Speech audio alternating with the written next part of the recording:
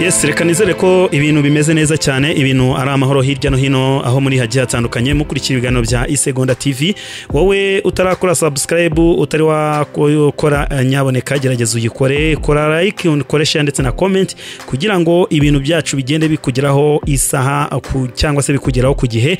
Tuzanye ikirero mu ikipe ya Kiyovu Sport, umweyo ni wose nyuma yuko havuzwa abakinyi bazagenda basohoka muri ino kipe. Umweyo muri Kiyovu Sport uravuza ubuhuha.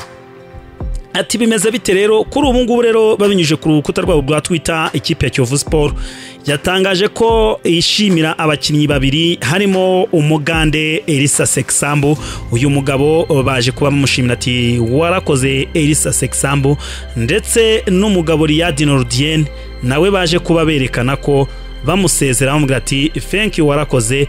Bigaragara ko rero uyu mwaka w'imikino batazakomezanya, umwaka utawe w'imikino batazaba abakomezanya mu ikipe rero ya Kiyovu Sport. Nguko rero umweyo uratangiye nyuma yuko bivuzwe ko n'abatoza bombi bazagenda, hakaba haza umutoza uwo bita Jimmy Ndayizeye mu gihe cy'imyaka 2. uyu nguyu gutoza watoje amakipe nka Message Dongo zari mu gihugu cy'u Burundi. Ngayo nguko rero muri Kiyovu Sport.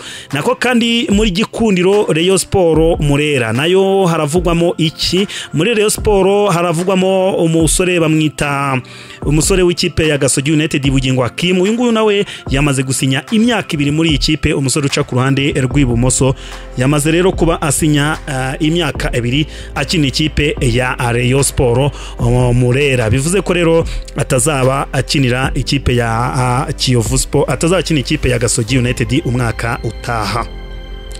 Mu ikipe ya Rayon Sport kandi haravuga umusore bamwita Kizimana Adolphe. Bimaze iminsi bivuga ko uyu nguyu nawe ari mu bigano n'ikipe ya APR. Bivuga ko yari yavuze ko agomba kuba yakina ikipe ikina itwara ibikombe, ikina ndetse n'amarushanwa akomeye. Iyi kipe rero uyu mugabo bamwita Adolphe Kizimana, umunyezamu wa Rayon Sport, akaba yaje kuba avuga ko atazaba aya makuru ari bihuha atazaho yavuye. Nako kandi mu yandi makuru bamwita Ndayishimiye Mike Trésor. Uyu nguyu akaba ari umusore w'umunyarwanda ukina mu gihugu cy'Ububirigi mu ikipe ya Hans Van Aken.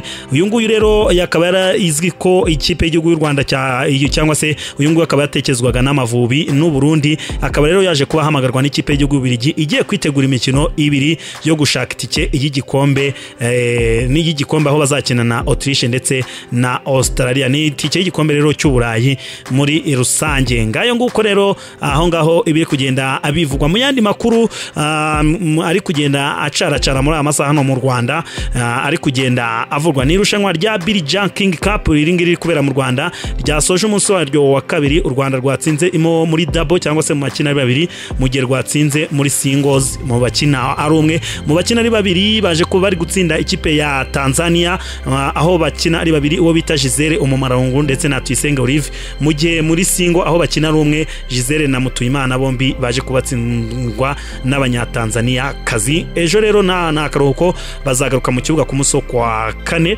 bakina n'ikipe ya Angola. Ubwo rero nuko nguko irushanwa rimeze. Ku mugano wa Afrika bamwita Gernot Rohir. Uyu nguyu utoza ikipe y'igihugu ya Benin yahamagaye abakinnyi azifasha mu mukino w'umunsi wa 5 wo gushaka itike y'igikombe cya Afrika 2023 azakina n'ikipe y'igihugu ya Senegal Rio de la Teranga. Tubibutsa ko iyi Benin iri kumwe n'u Rwanda, herutse no kuyitera amaga, maze rero akaba bari kumwe n'u Rwanda, Mozambique ndetse na Senegal. Ku mugane w'Iburaya amakuru ari kugenda avugwa muri aya masaha bamwita bayita AC Milan ikaba yamaze gutandukana n'uwo bita Paulo Maldini. Yari uyu nguyu akaba yari umuyobozi wa tekinike, akaba rero bamaze gutandukana nayo. Uyu mugabo yagezemo bwa mbere mu mwaka w'1978 aho yari ayimazemo imyaka 3,000. Urumva rero ko ikipe ya AC Milan yaje kuba itandukana n'uyu umugabo Paulo Maldini. Mu yandi makuru agiye atandukanye ari kugenda avugwa ku mugabane w'Uburayi ni mu matransferi agiye atandukanye. Ikipe ya bamwita Gavi, uyu nguyu akaba yamaje kuba ya registered muri La Liga muri championnat hariya muri Espagne. Ubu ngubu rero nta nugukuraho urujijo rwa rero ko ikipe ya Barcelona ndetse n'umukinyi amakipe yo mu Bwongereza yaratangiye kumwifuza, ariko ubu ngubu agomba kuba yamara imyaka ingahe agera muri 2023 mu kwezi kwa gatatu ari muri ino kipe ya FC Barcelona. Nako kandi tugenda tugana ku musozo, bamwita Karim Mustafa Benzema yavuze ati it really hurts, ati birababaza, it's not easy, ati ntibyari byoroshye, I really wanted to retire here, ati nashaka kugira ngo nekereraho gukina umupira hano ariko rimwe na rimwe intekerezo zirahinduka, ati I will always be watching Madrid games, ati buri gihe nzahora ndeba imikino ya Real Madrid and I will always support Real Madrid, the best club in the world. Ati nzahora mfana ikipe ya Real Madrid ndetse ikipe nziza kuri iyi si ya rurema. Ngayo amakuru akomeje kugenda avugwa muri amasaha. Mukomeze mukuru share, like ndetse na comment kuri Isegonda TV. Ibindi byose tugiye tugenda tubana neza. Ni Mr Everywhere.